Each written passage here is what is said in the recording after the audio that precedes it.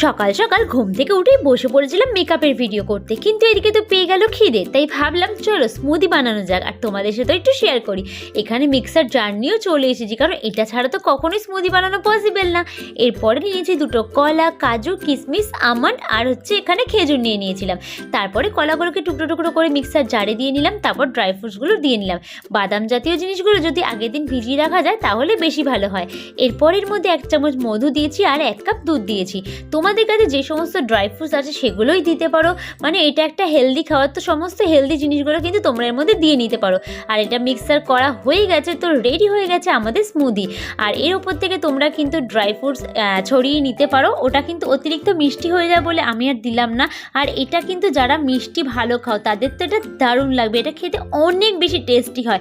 তবে হ্যাঁ, তোমরা যদি ভাবো যে ওয়েট বেড়ে যাবে এটা খেলে, তাহলে কিন্তু একদমই খেও না, কারণ এটা কিন্তু ওয়েট গেইন করতে সাহায্য করে।